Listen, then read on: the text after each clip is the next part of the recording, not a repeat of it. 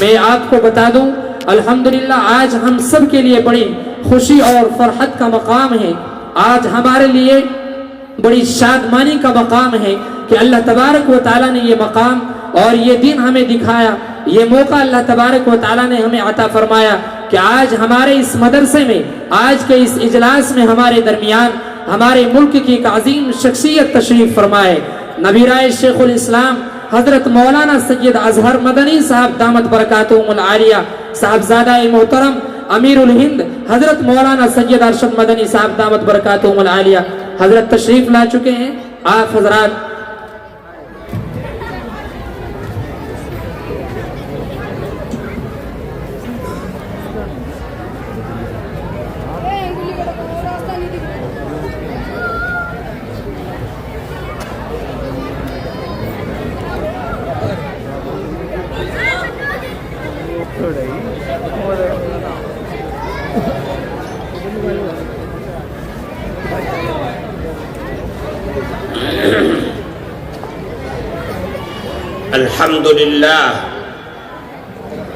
الحمد لله نحمده ونستعينه ونستغفره ونؤمن به ونتوكل عليه ونعوذ بالله من شرور أنفسنا ومن سيئات أعمالنا من يهده الله فلا مضل له ومن يضلله فلا هادي له ونشهد أن لا إله إلا الله وحده لا شريك له ونشهد أن سيدنا ومولانا محمدا عبده ورسوله وصلى الله تبارك وتعالى على خير خلقه محمد وعلى آله وأصحابه وأزواجه وذرياته أجمعين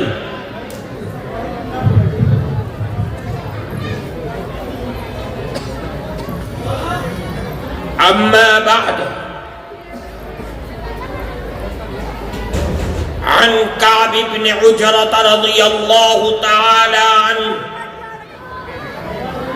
أن النبي صلى الله عليه وسلم احضر المنبر فحضرنا فلما ارتقى درجة قال آمين فلما ارتقى الدرجة الثانية قال آمين فلما ارتقى الدرجة الثالثة قال آمين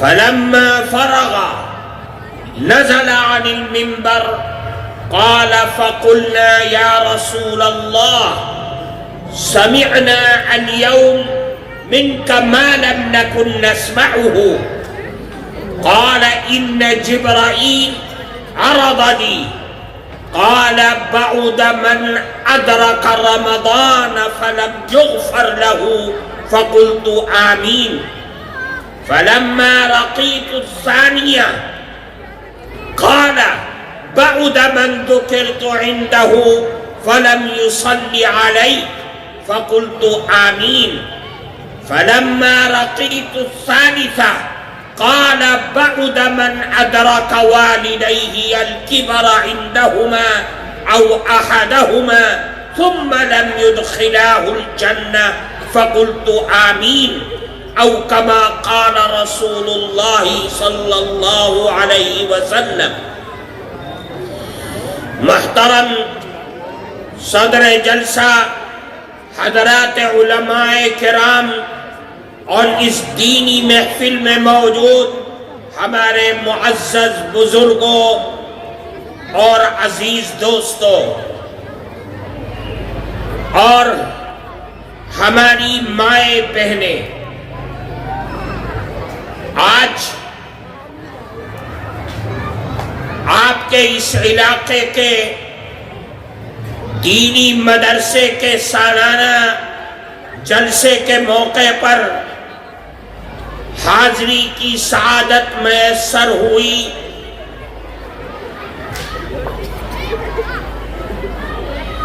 آج کے اس حالات کو سامنے رکھتے ہوئے میں نے آپ کے سامنے جناب رسول اللہ صلی اللہ علیہ وسلم کی ایک حدیث پڑھی ہے. میں اس حدیث کی روشنی میں کچھ باتیں آپ کے سامنے رکھنے کی کوشش کروں گا. اس حدیث کے راوی ہیں حضرت کعب بن عجرہ رضی اللہ تعالی عنہ. وہ فرماتے ہیں کہ جناب رسول اللہ صلی اللہ علیہ وسلم مسجد میں حاضر ہوئے. آپ تشریف لائے تو بالکل منبر کے پاس چلے گئے جہاں جمعے کے دن خطبہ دیا جاتا ہے. وہاں جا کر کے اللہ کے نبی نے زور سے فرمایا کہ آئے لوگوں منبر کے قریب آ جاؤ. صحابہ کرام کہتے ہیں وحاضرنا، ہم سب جہاں جہاں بیٹھے ہوئے تھے اللہ کے نبی کی آواز سن کر کے منبر کے قریب آ کر جمع ہو گئے. اللہ کے نبی نے کوئی بیان یا تقریر نہیں فرمائی. آپ منبر کی پہلی سیڑھی پر چڑھے، زور سے کہا آمین. پھر دوسری سیڑھی پر چڑھے، پھر کہا آمین. پھر تیسری سیڑھی پر چڑھے، پھر کہا آمین. صحابہ کرام سارا منظر دیکھ رہے ہیں. جب آپ تیسری پر چڑھ گئے، اب اوپر کوئی سیڑھی نہیں ہے، آپ نیچے اتر آئے. نیچے اتر کر کے ابھی بیٹھے ہی تھے کہ صحابہ میں سے کسی نے کہا کہ اے اللہ کے نبی، سمعنا اليوم منك ما لم نكن نسمعه. اے اللہ کے نبی، آج تو ہم نے آپ سے اس انداز میں کلام سنا ہے کہ آج سے پہلے تو آپ کا یہ انداز دیکھا ہی نہیں تھا. کیا مطلب؟ یعنی آپ آمین کیوں کہہ رہے ہیں؟ کس کے جواب میں کہہ رہے ہیں؟ کون ہے جو دعا دے رہا ہے یا بد دعا دے رہا ہے؟ کیا معاملہ ہے؟ آپ نے آمین کیوں فرمایا؟ اللہ کے نبی نے ایک ایک چیز کا جواب دیا. فرمایا جب میں نے پہلی سیڑھی پر قدم رکھا تو آسمان سے جبرائیل امین آئے. اب دیکھو جبرائیل امین کون ہے؟ تمام فرشتوں کے سردار ہیں، سب سے زیادہ طاقتور فرشتے ہیں. اللہ کے حکموں کو دنیا میں لانے والے حضرت جبرائیل امین ہیں. وہ آئے، اللہ کے نبی اپنی آنکھوں سے دیکھ رہے ہیں، ان کی باتوں کو اپنے کانوں سے سن رہے ہیں. فرمایا جب میں نے پہلی سیڑھی پر قدم رکھا تو جبرائیل امین نے بد دعا دی. آپ سنیے، نوجوان سنے، بوڑھے سنے، عورت اور مرد سنے. جبرائیل امین نے بد دعا دی. کیا کہا کہ اے محمد، اللہ کی لعنت ہو اس انسان پر جس نے اپنی زندگی میں رمضان کا مبارک مہینہ پایا اور روزہ نہیں رکھا. عجیب بات ہے، اللہ کے نبی سے فرما رہا ہے، جبریل امین کیا کہہ رہے ہیں؟ اپنے دماغ میں اس کو بٹھاؤ، کہہ رہے اے اللہ کے نبی، لعنت ہو اس انسان پر جس نے اپنی زندگی میں رمضان کا مبارک مہینہ پایا اور روزہ نہیں رکھا۔ اللہ کے نبی نے اس کے جواب میں ادھر تمام فرشتوں کا سردار ہے جو بددعا دے رہا ہے، یقیناً اللہ کا پیغام پہنچا رہا ہے، ادھر تمام نبیوں کے سردار جناب رسول اللہ صلی اللہ علیہ وسلم وہ آمین کہہ رہے ہیں۔ کیا مطلب؟ اے اللہ اسے آپ قبول فرما لیجیے۔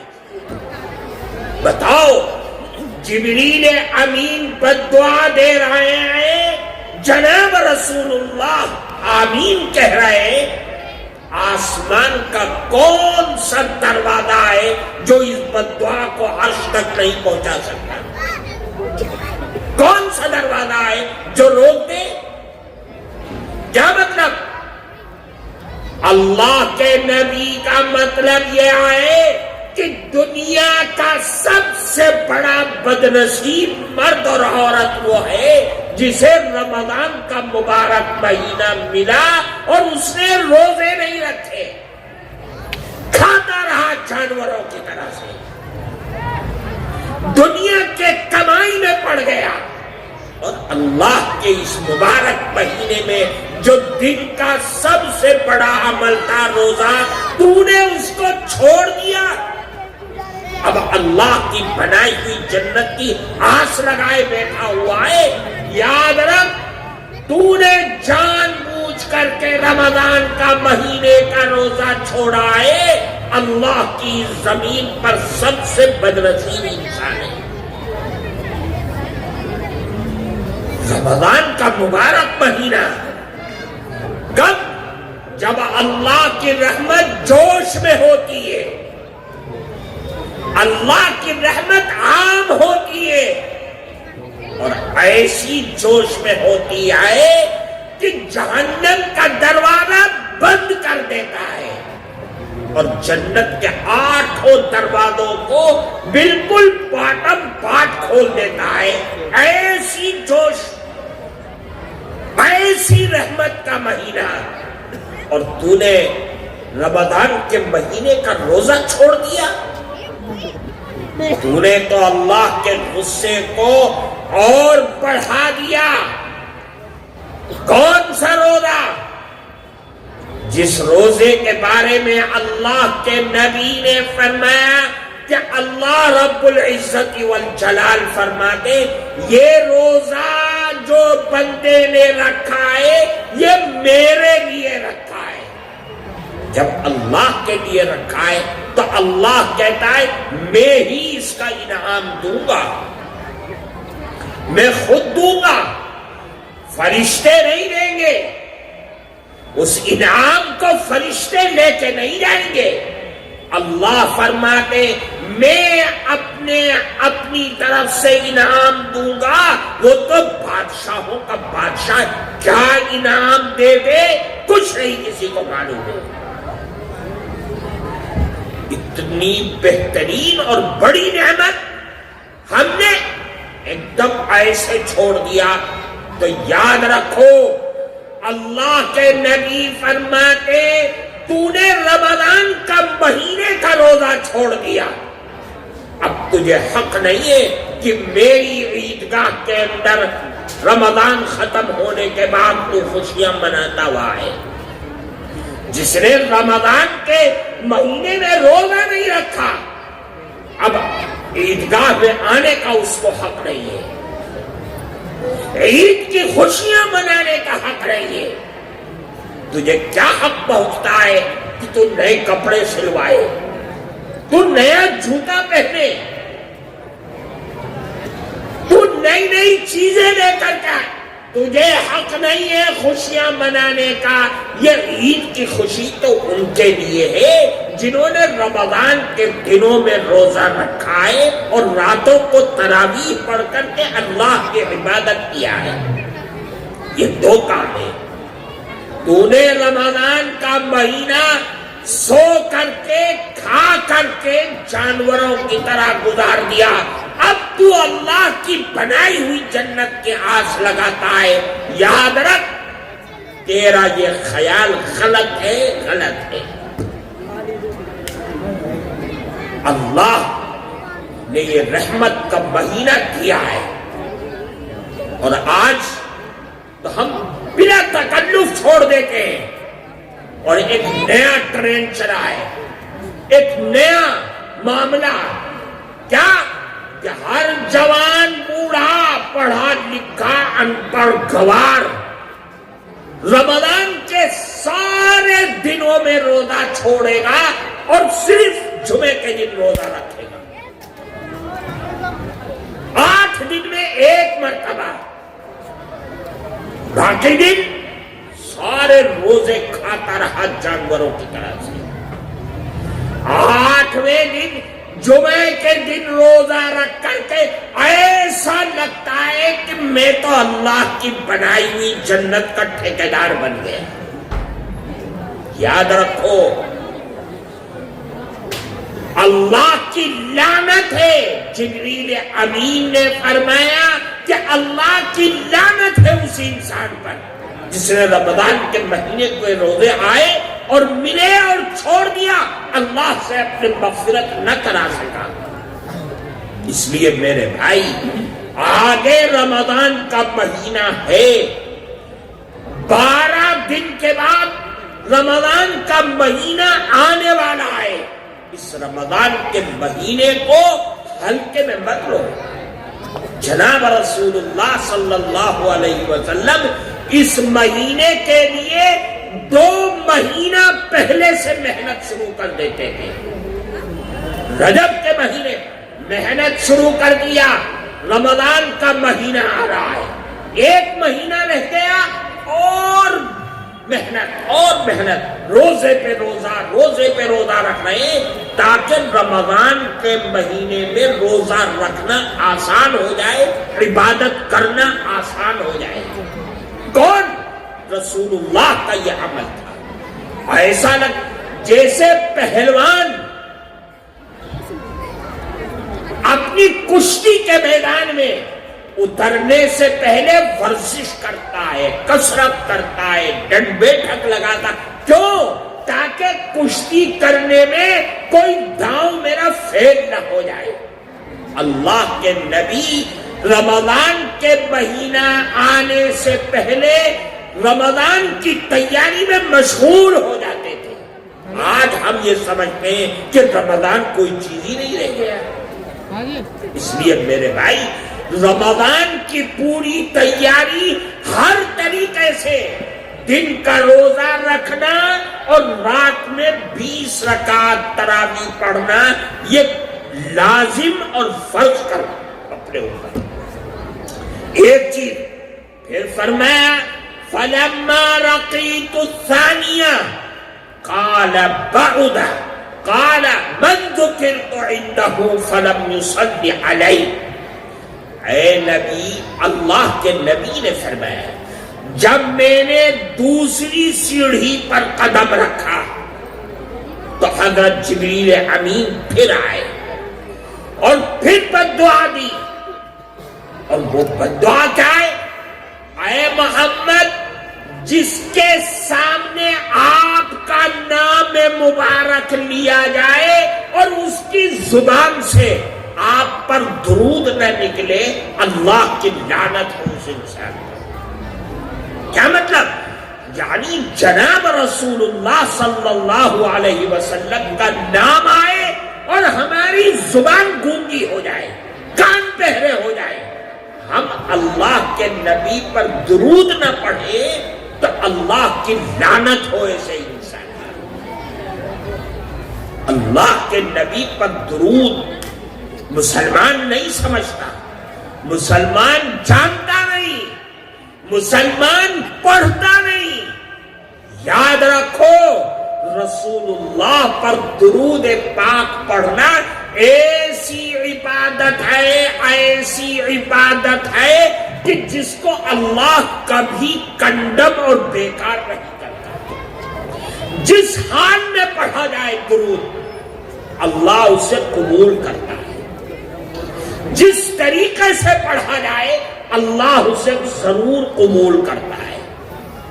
اللہ کے نبی پر درود پڑھنا یہ بڑی عبادت ہے. مسلمان اس کو نہیں سمجھتا. اللہ کے نبی نے فرمایا جو دنیا میں مجھ پر کثرت سے زیادہ درود پڑھے گا قیامت کے دن وہ مجھ سے اتنا ہی قریب ہوگا. اب اللہ کے نبی کا قرب قیامت کا دن مل جائے اس سے بڑی اور خوش نصیبی کیا ہو سکتی ہے. فرمایا اللہ کے نبی پر درود پڑھو. درود بڑی عبادت ہے. اللہ کے نبی ایک موقع پر فرماتے ان للہ ملائکۃ سیاحین فی الارض یبلغونی من امتی السلام. فرماتے اللہ کے فرشتے ساری دنیا میں گھومتے ہیں روزانہ. جو آدمی مرد ہو یا عورت ہو, پہاڑوں پر ہو, میدان میں ہو, گھر میں ہو, کہیں بھی ہو, جو درود پڑھتا ہے اللہ کے نبی پر وہ فرشتے اس درود کو لیتے ہیں اور روزہ اطہر پر جاتے ہیں اور اللہ کے نبی کے دربار میں پیش کرتے ہیں کہ اے اللہ کے نبی آپ کا فلاں امتی جس کا نام یہ ہے اور اس کے باپ کا نام یہ ہے اس نے آپ پر درود پڑھا ہے. وہ آنا پیش کرتے ہیں. سوچو ذرا جب میرا نام میرے باپ کا نام دونوں کا نام جب رسول اللہ کے دربار میں روز آنا پیش ہوگا تو قیامت کے دن پہچانیں گے نہیں. اللہ کے نبی فرماتے جب مجھ پر کوئی دور سے درود پڑھتا ہے تو مجھ تک وہ درود پہنچایا جاتا ہے, فرشتے پہنچاتے ہیں. اور جو قریب آ کر کے روزہ اطہر پر میرے پاس آ کر کے درود پڑھتا ہے تو میں اس کو اپنے کانوں سے سنتا ہوں اور اس کا جواب دیتا ہوں. میرے بھائیوں اللہ کے نبی پر درود پڑھنا بڑی عبادت ہے. ایک حدیث میں اللہ کے نبی نے فرمایا کہ من صلی علیہ واحدۃ صلی اللہ علیہ عشرہ, جو مجھ پر ایک مرتبہ درود پڑھتا ہے اللہ اس پر 10 رحمتیں نازل فرماتے ہیں. ایک چیز پھر فرمایا ومن صلی علیہ عشر صلی اللہ علیہ وسلم, اور جو مجھ پر 10 مرتبہ درود پڑھتا ہے اللہ اس پر 100 مرتبہ رحمتیں نازل فرماتے ہیں. پھر آگے فرمایا ومن صلی علیہ 100, اور جو مجھ پر روز آنا 100 مرتبہ درود پڑھتا ہے اللہ اسے 3 انعام دیتے ہیں. وہ انعام سنو. فرمایا کتب اللہ بین عینیہ براءۃ من النفاق, اللہ اس کے دونوں آنکھوں کے درمیان یہاں ماتھے پر لکھ دیں گے کہ یہ آدمی منافق نہیں ہو سکتا. صرف 100 مرتبہ درود پڑھنے پر اتنا بڑا انعام کہ اللہ اپنے ہاتھوں سے اس کے ماتھے پر لکھ رہا ہے کہ یہ آدمی منافق نہیں ہو سکتا. کتنا بڑا انعام ہے. پھر فرمایا وَكَتَبَ اللَّهُ بَيْنَ عَيْنَيْهِ بَرَاءَةً مِّنَ النَّارِ, اللہ اس کے دونوں آنکھوں کے درمیان یہاں ماتھے پر یہ بھی لکھ دیں گے کہ یہ آدمی جہنم میں نہیں جائے گا. 100 مرتبہ درود پڑھنے کا اتنا بڑا انعام مل رہا ہے. پھر تیسرا انعام وَأَسْكَنَهُ اللَّهُ يَوْمَ الْقِيَامَةِ مَعَ الشُّهَدَاءِ, اللہ اس کو قیامت کے دن شہیدوں کے ساتھ رکھیں گے. جہاں شہید ہوں گے وہیں اس کو بھی رکھا جائے گا. صرف 100 مرتبہ درود کی برکت ہے. اگر 1000 اور لاکھ پڑھے گا تو نہ جانے اللہ اس کو کہاں انعام اور کیا کیا انعام دے دے. اس لیے میرے بھائی درود اللہ کی بہت بڑی نعمت ہے. چلتے پھرتے اٹھتے بیٹھتے وضو ہو نہ ہو صلی اللہ علیہ وسلم صلی اللہ علیہ وسلم ہر مرض کی دوا ہے درود پاک. جس مرض کے لیے جس پریشانی کے لیے درود پڑھا جائے گا اللہ اسی میں برکت عطا فرمائے گا. رشتے نہیں آ رہے درود پڑھو. جو نماز میں درود پڑھا جائے وہ درود پڑھو. بیماری ہے دور نہیں ہو رہی ہے درود پڑھو. 100 مرتبہ پڑھو 1000 مرتبہ پڑھو 5000 مرتبہ. جس طرح ڈاکٹر اپنی دواؤں کی mg بڑھاتا ہے اور طاقت بڑھاتا ہے آپ بھی درود کی تعداد بڑھاتے رہو جب تک کہ مسئلہ حل نہ ہو جائے. میرے بھائی اللہ کے نبی پر درود بہت اہم ترین عبادت ہے. اس لیے کثرت سے درود پڑھنا چاہیے. فرمایا جس کے سامنے آپ کا نام مبارک آئے اور اس کی زبان سے صلی اللہ علیہ وسلم نہ نکلے اللہ کی لعنت ہو اس انسان پر. اللہ کے نبی نے اس پر بھی آمین کہا. پھر آخری چیز فرمایا جب میں نے تیسری سیڑھی پر قدم رکھا پھر جبریل امین آئے اور پھر تو بڑی عجیب بدبو آئی. فرمایا بعودا من ادرک والدیہ الکبر عندہما او احدہما ثم لم يدخلاه الجنہ فقلت آمین. فرمایا اے نبی اللہ کی لعنت ہو اللہ کی رحمت سے دور ہو وہ انسان جس نے اپنے بوڑھے ماں باپ کو یا ماں باپ میں سے کسی ایک کو پایا اور وہ ان کی خدمت کر کے جنت نہ پا سکا. اللہ کی لعنت ہو ایسے انسان. کیا مطلب؟ یعنی ماں باپ ملے دونوں ملے یا دونوں میں سے کوئی ایک ملا اور ان کی خدمت نہ کر سکا ان کو ستاتا رہا ان کو تکلیف پہنچایا تو نے ان کی بھاوناؤں کا خیال نہ کیا ان کی دل کی آرزو اور تمناؤں کو تو نے دفن کیا. سمجھ لے کہ دنیا میں تجھ سے بڑا بدنصیب انسان کوئی ہے ہی نہیں.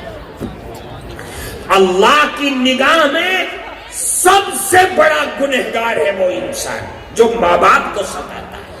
ہم اس کو ہلکے میں لیتے ہیں.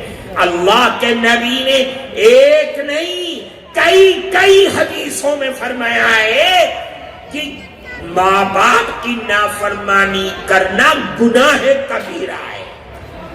ماں باپ ہے ماں باپ کی نافرمانی گناہ کبیرہ ہے. اللہ کے ساتھ شرک کرنا جس طرح بڑا گناہ ہے ماں باپ کو تکلیف پہنچانا بھی بڑا گناہ ہے. اس لیے اپنے آپ کو اپنی زندگی کو بچاؤ. اللہ کے نبی نے فرمایا رضا الرب فی رضا الوالد وسخط الرب فی سخط الوالد. جانتے ہو ماں باپ کون ہے؟ ماں باپ اگر دنیا میں تجھ سے راضی ہیں تو سمجھ لے تیرا اللہ بھی تجھ سے راضی ہے اور اگر یہ ماں باپ ناراض ہیں تو سمجھ لے کہ تیرا اللہ بھی تجھ سے ناراض. اللہ کے نبی نے ایک حدیث میں فرمایا لا يدخلهم الجنہ ولا ينظر الیہم یوم القیامہ العاق والدیہ. عام اعلان فرمایا کہ میری جنت میں چند لوگ نہیں جائیں گے اور 3 آدمی ایسے ہیں کہ قیامت کے دن اللہ ان کی طرف دیکھیں گے بھی نہیں. ان 3 میں سے وہ آدمی جو اپنے ماں باپ کا نافرمان ماں باپ کی نافرمانی. اب تو چاہتا ہے جنت ہرگز نہیں. میں اور آپ جھوٹے ہو سکتے ہیں میرا اللہ میرا نبی ہرگز جھوٹ نہیں بول سکتا. نہیں جائے گا جنت میں. اللہ کے نبی نے فرمایا فَإِنَّ رِيحَ الْجَنَّةِ يُوجَدُ مِن مَّسِيرَةِ أَلْفِ عَامٍ وَاللَّهِ لَا يَجِدُهَا عَاقٌ۔ اے لوگوں، جنت کی خوشبو قیامت کے دن، ابھی جنت تک پہنچنے میں 1000 سال لگیں گے اگر پیدل چلے، 1000 سال جنت کی خوشبو جنتیوں کو آنے لگے گی، خوشبو آنے لگے گی۔ پھر اللہ کے نبی قسم کھا کر کے فرما رہے ہیں کہ خدا کی قسم، وہ آدمی جو ماں باپ کا نافرمان ہو وہ جنت کی خوشبو بھی نہیں پائے گا۔ جب جنت کی خوشبو نہیں پائے گا تو داخلہ کیسے ہوگا؟ اس لیے میرے بھائی، اللہ کے نبی نے ایک لمبی حدیث ہے، 15 علامتیں اس میں قیامت کی بتلائی ہیں اور عذاب کی بتلائی ہیں۔ ان 15 میں سے فرمایا کہ اطاع الرجل زوجته وعق امه وبر صديقه وجفا۔ جب ایسے بدنصیب لوگ دنیا میں پیدا ہو جائے جو اپنی جوان بیوی کے کہنے میں آ کر کے بوڑھی ماں کو لات مار دے، جوان بیوی نے کان میں کہا اور بوڑھی ماں پر غصہ کر کے برس پڑا، تو ارے تیری زندگی پر لعنت ہو۔ پھر فرمایا جب ایسے حالات آ جائیں کہ لوگ اپنے دوستوں کے کہنے میں آ کر کے بوڑھے باپ کو چھوڑ دیں تو اب سمجھ لو فَلْيَرْتَقِبُوا عِنْدَ ذَلِكَ رِيحًا حَمْرَاءَ أَوْ خَسْخًا أَوْ مَسْخًا أَوْ قَدْفًا۔ اب اللہ کی طرف سے عذاب آئے گا، آگ کی بارش ہوگی، اللہ کا عذاب آئے گا، زمین پھٹے گی اور تم دفن ہو جاؤ گے زندہ۔ اللہ کا عذاب آئے گا، کیا مطلب؟ تمہاری صورتیں کتوں اور سوروں اور بندروں جیسی ہو جائیں۔ دوسری جگہ اسی حدیث میں فرمایا ہے کہ اللہ کا عذاب اس طریقے سے دنیا میں آئے گا جیسے تسبیح کا دھاگا ٹوٹ جائے، دانے بکھر جاتے ہیں۔ دیکھ لو آج کا صورتحال ہے، ہر دن جب صبح موبائل کھولو گے، سوشل میڈیا پہ، الیکٹرانک میڈیا پہ، پرنٹ میڈیا، ایک نئی آفت کیا ہے؟ فلاں نے یہ بول دیا، فلاں یہ بول رہا ہے، فلاں مدرسے پہ یہ ہے، فلاں قانون یہ ہے، فلاں یہ آفت مچی ہوئی ہے پوری ہندوستان کے اندر۔ اور کون ہے؟ کس کے خلاف ہو رہا ہے؟ کون کر رہا ہے؟ وہ لوگ کر رہے ہیں جو کبھی ایک مندر میں جمع نہ ہو، جو کبھی ایک دسترخوان پہ جمع نہ ہوئے، جو کبھی ایک مجلس میں، آج وہ ایک ہی رکابی میں جمع ہے۔ کیوں؟ ہندوستان میں بسنے والا اسلام اور مسلمان کو جڑ سے اکھاڑ کر کے اسی ایک نقطے پر جمع ہے، اور ہم ہوش کے ناخن نہیں لے، سو رہے ہو، سو حالات کو دیکھو، کہاں جا رہے ہیں حالات، دنیا کہاں جا رہی؟ تم اپنی اور ہم لوگ مل کر کے اپنی بربادی کے افسانے میں، آج سے پہلے ہم روتے تھے کہ نشہ ہے، اسمیک ہے، چرس ہے، گانجا ہے، افیم ہے، ڈوڈا ہے، انجیکشن ہے، سیرپ ہے، ٹیبلٹس، ہم روتے تھے باز آ جاؤ، باز آ جاؤ، چھوڑ دو نشہ۔ دنیا نہیں سنتی تھی، ہم روتے تھے سٹا نہ کھیلو، نہ کھیلو، کوئی نہیں سنتا تھا۔ ہم کہتے تھے سود نہ لو، مسلمان سود بھی لیتا تھا، سود دیتا بھی تھا، نشہ بھی کرتا تھا، نشے کو بیچتا بھی تھا، آج بھی کر رہا ہے۔ لیکن یاد رکھو، نشہ پینے والا پی رہا ہے, سٹا لینے والا لے رہا ہے, کھیل رہا ہے, سود لے, وہ مر گیا, نشہ ختم. یہی تو ہے. اس سے بھیانک چیز سامنے آ کر کے کھڑی ہو گئی ہے, جس نے قوم کو تباہ و برباد کر کے رکھ دیا ہے. وہ کیا ہے؟ بندھن بینک. تمہارے ہاں ہے کہ نہیں ہے؟ کس کی آئی ڈی پر مل رہا ہے پیسہ؟ تمہاری عورتوں کی آئی ڈی پر, تمہاری بیوی, تمہاری بیٹی, تمہاری ماں, اس کی آئی ڈی پر تم قرضہ اٹھا رہے ہو. اس کی آئی ڈی وہاں آفس میں جمع ہے, اس کا فون نمبر جمع ہے. کون ہے جو ان کو قسط ٹوٹنے کے بعد بلیک میل کر رہا ہے؟ وہ خیر جو تمہاری ماں اور بہنوں کی عزت و آبرو کے ڈاکو ہیں, اور تم نے اپنی ماں اور بہنوں کی عزتوں کو ان کے حوالے کر دیا. کہاں گئی تمہاری شرم؟ اللہ کے نبی نے فرمایا قیامت کے دن جنت میں نہیں جائے گا, اللہ نظر نہیں, وہ دیوس ہے. دیوس کون ہے؟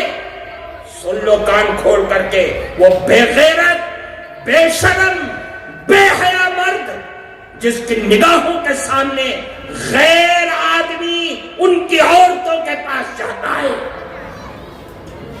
وہ دیوس. کتنا ہی بڑا نمازی حاجی ہو,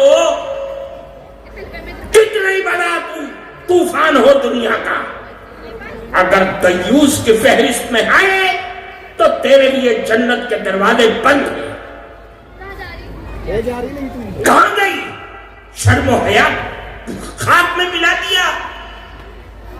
تمہارے گھروں میں آتے ہیں بندھن بینک والے, تم تو چلے گئے باہر قسطوں کو. ابھی مجھ سے تقاضا, تمہاری عورتوں کے پاس جا کر کے بیڈ روم میں بیٹھتے ہیں, عزتوں کا سودا ہوتا ہے, اور تم 40-50 ہزار روپے کے لیے اپنی دنیا کو مست کیے بیٹھے ہوئے ہو. ارے مر جانا بہتر ہے. ایسی بے عزتی اور ذلت اور رسوائی والی روزی سے مر جانا بہتر ہے. اتنی آسانی سے اپنی ماں بہنوں کو تم نے دوسرے کے حوالے کر دیا. میرے سامنے حالات ہیں, اور ایسے بھیانک حالات ہیں کہ میری تو شرم, میرا سر شرم سے جھک جاتا ہے. میں آپ کے سامنے کیا بیان کروں گا؟ آپ مست ہیں نا اپنی زندگی میں. یاد رکھو, اگر خدا نہ خواستہ, خدا نہ خواستہ, خدا نہ خواستہ حالات آگے بڑھ گئے, سنبھل گئے, دنیا تو کہے گی اس کے پیٹ سے جو بچہ نکل رہا ہے تو عبدالغفار کا ہے. کس کا ہے وہ؟ کون عزت و آبرو کی گواہی تم میں سے دے سکتا ہے؟ تم نے تو بے شرمی اور بے حیائی کے دروازوں کو کھول دیا. ہوش کے نہ ہو, آؤ نکل کے باہر. جس محلے میں یہ حالات ہیں پکڑو ان کو, مت آنے دو اپنے علاقے میں. پیار سے روکو, مان کے روکو, اپنی آنے والی نسلوں کو برباد ہونے سے بچا لو. میں علماء بیٹھے, میں ان سے بھی ہاتھ جوڑ کے کہوں گا کہ آپ مسجد مسجد جا کر کے اس پیغام کو عام کرو, سمجھاؤ. نہیں سمجھاؤ گے, نہ بولو گے تو میرے مسلمانوں کی نسلیں تباہ و برباد ہو جائیں گی. اور ان عزت کے لٹیرے یہ تمہاری ماں اور بہنوں کی عزتوں سے کھلواڑ کرتے رہیں گے, اور تم تماشا والا دیکھتے رہو گے. مجھے تو 40-50 ہزار روپے قرض اور مل گیا. اس لیے میرے بھائی, بات کڑوی ہے, بات سخت ہے, لیکن اپنے ضمیر کو ٹٹولنا, جب بستر پر لیٹنا تو سوچنا کہ میری قوم جا کہاں رہی ہے، میرے نبی کدھر لے جانا چاہ رہے تھے، اور یہ حالات کیوں نہیں پیدا ہوں گے؟ کون ہے جو دنیا میں ان حالات کو روک دے گا؟ کوئی نہیں روک سکتا۔ آپ کے اس صوبے میں کیا نہیں ہوا ہے، دنیا سب دیکھ رہی ہے، سب جان نہیں روک سکتے حالات کو، پڑے رہو رات بھر سجدے میں پڑے رہو، نہیں روک سکتے حال، جب تک کہ اپنے حالات کو نہیں سدھارو گے اللہ کی طرف سے رحمت کے دروازے نہیں کھلیں گے۔ اس لیے میرے بھائی، ان جلسوں کا مقصد یہ پیغام لے کر کے جانا ہے، بھولنا مت، رمضان کا مہینہ آ رہا ہے، اس کو خوب محنت کر کے وصول ہے۔ اللہ کے نبی پر کثرت سے درود پڑھنا، چلتے پھرتے اٹھتے بیٹھتے درود پڑھو، اپنے ماں باپ کی خوب خدمت کرنا ہے، کرو گے؟ اتنی مری ہوئی آواز سے کہہ رہے ہو، زور سے کہو کریں گے، ہم تینوں باتوں پر عمل کریں گے۔ بندھن بینک کا جہاں جہاں معاملہ ہے، اس لعنت کو اپنے معاشرے اور سماج اور گاؤں سے ختم کریں گے، کرو گے؟ اللہ ہم سب کو عمل کی توفیق عطا فرمائے۔ وآخر دعوانا الحمدللہ۔ ماشاءاللہ یہ تھے ہمارے آج کے اس پروگرام کے مہمان خصوصی جناب حضرت مولانا سید اظہر مدنی صاحب دامت برکاتہم العالیہ، صاحبزادہ محترم حضرت مولانا سید ارشد مدنی صاحب دامت برکاتہم العالیہ، امیر الہند و صدر جمعیت علماء ہند، جو ابھی آپ کے سامنے خطاب فرما رہے تھے۔ اب میں آپ حضرات